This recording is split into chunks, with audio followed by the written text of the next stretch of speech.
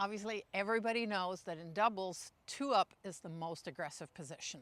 You can of course play 2-back, which is less aggressive, but still better than the 1-back, 1-up position that we traditionally start the point out with.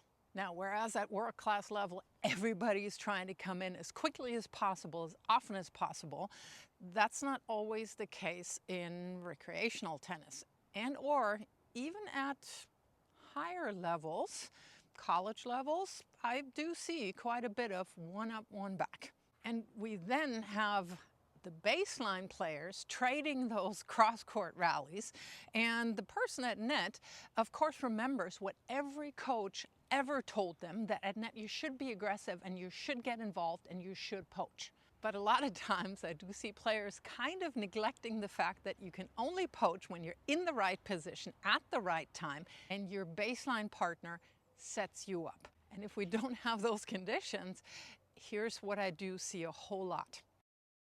So in this video, I'm going to share with you the approach that I heavily favor with almost all levels of players, up to actually fairly high recreational, and the approach also that we used at Vanderbilt Women's Tennis, national champions in 2014, and they dominated in doubles. And that was the approach we used. We based it heavily in great defense before you can go and play offense. And by the way, that doesn't mean that we're talking about hugging the single sideline here and basically just covering your alley. That's not what it means. I'm simply going to show you where you have to be at what time to be at your most effective in defense, and then of course also on offense, because you can always add the offense once you play great defense. Let's start with the positions that the net players have at the outset of the point. So if I'm the server's partner, my partner, non-existent, behind me is serving, I am already in an aggressive position. Again, meaning not that I'm standing over here. I want to be in the middle of the box here. I want to taunt them to go down the line. But what I do have to do is, depending on where my partner is serving, I'm moving with that ball. So from this perspective, if my partner is serving towards the alley, I have to shift out just a little bit, just so that I can take one big step here and cover my alley. Right here, if the ball goes down towards the body, I'm in great shape here. If it goes over to the tee, I can slide over here. And yes, of course, I'm looking for the poaches. But by being in this position here, mostly what I'm trying to do is I want to get into their head. I want to be a visual threat. I want to shrink the areas that they can return into by moving with the ball. Now, if I do get passed down the line, you have to almost hit the line. That's a low percentage shot. And remember, you can only poach off a good serve. John is hitting a good serve. He'll actually jam Carl there, and you see where Melissa is positioned. She's not over here somewhere, so we are still talking about an aggressive position, and she sees that Carl will get jammed, and she's moving over here a little bit. So she's in the perfect position to get the weaker reply. If somebody's just blooping the serve in and your returning opponent is drilling the ball back over, you shouldn't poach. If you're the returner's partner, you start the point off in a defensive position, because once your partner returns, potentially your opposite net player could poach the ball, and yeah, if you're not ready, you're a sitting duck right there. So your first job is to help make the line call, and then number two is you play defense.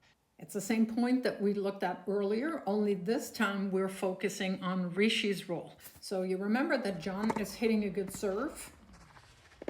Melissa is hitting this volley here, and she's hitting it exactly where usually the 1-back, 1-up position is the most vulnerable, and that is in this area right between them.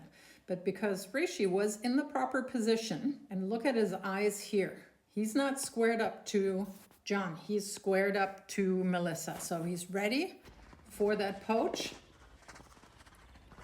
the volley, and has a great reflex volley there. How do you move now once the ball is in play and is not poached on the very first shot. At this point, Melissa, the server's partner, can't poach, and we want to take a look at what Shannon here is doing. So Faisal is hitting a good return that drives Rishi off the court, at which point Shannon has to slide over. And you see where she's moving. She's not starting out on the line.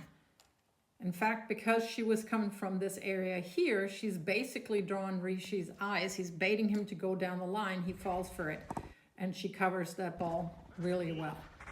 And then, of course, you have the points where several cross-court balls are traded by your respective baseline partners. And what are you supposed to do then? Here's what I do see a whole lot. Players only move side to side, or at some point they just seize any movement and get totally bored and get totally checked out and literally just do this.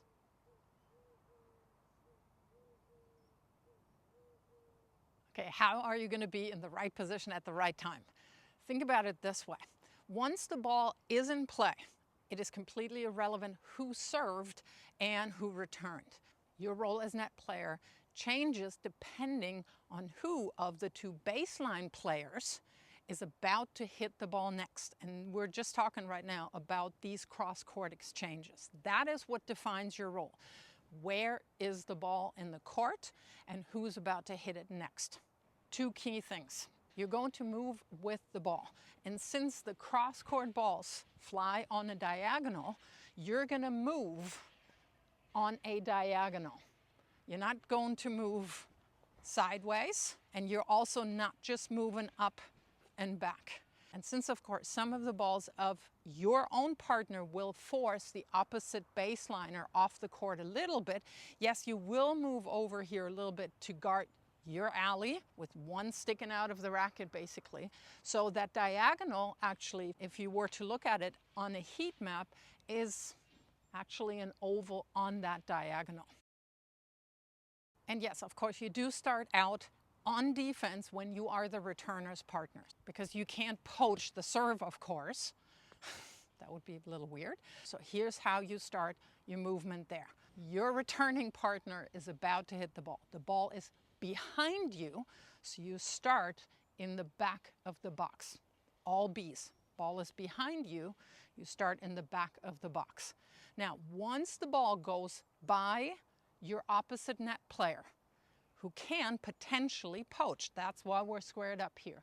Once the ball goes by that net player, now you're moving to more of the front of the box, because now the ball is in front of you. So forward in front of the box, because the ball is in front of you. So a lot of F's when you're on offense and a lot of B's when you're on defense. Anyway, let's look at this point here. We're only looking at the two net players here. Once the ball is in play, obviously the ball now is in front of Melissa, so she's in front of the box. The ball's behind Carl, so he is in the back of the box. And those two roles, of course, change once the ball here is by Melissa. She couldn't poach on that, so Carl can then release his defensive position and move forward. And at the same time, because the ball theoretically could be hit next by the net player here, Melissa needs to slide back into defense. And you do see how she's square up with her eyes on Carl. And this is how the dance goes. One player goes in offense, the other one goes into defense. What happens if you can't keep up with the pace of the ball? I at least want you to square up to where the ball can potentially come from. So meaning if you're on offense, you simply square up to your opposite baseline player. Once the ball's by you, you cannot poach, square up to your opposite net player. If that's all you do, at the very minimum, you know where the ball's coming from, and you give yourself some reaction time. And a lot of points, eventually, one of the baseline players will actually come in to join their net partner. So what happens if you're the net player of the team that is getting attacked? Meaning the opposite team will have two at net. At that point, you're seizing your up-back movement. You're moving back to at least the service line, because if your baseline player hits a higher ball and you're still up here, this is where it could get ouchy. Coming in right with his return, and immediately that should have been the cue for Rishi here to move back. Number one, he's taken away any cross-court dip ball because Melissa literally would hit him in the back of the head. If Melissa now hits a higher ball by accident, it could be a very dangerous situation. Now, thankfully, Shannon here is nice enough and is not going right at the net player, but going further back here, but still Rishi is in a very dangerous position. Again, he's taken that cross-court ball away, and all that Melissa has left is the lob. If you internalize these movement patterns, you will get to poach more. But even if you never poach, by the mere fact that you're moving correctly, you're in the right spot at the right time, you're putting an unbelievable amount of pressure on the opposite baseline player, because you're constantly making the rooms that they could potentially pass you in smaller, and you're just drawing their eye. They're now seeing a movement. They may be wanting to change their shot mid-stroke. That's not going to bode well for them. So start out with great defense, and then you can add the offense.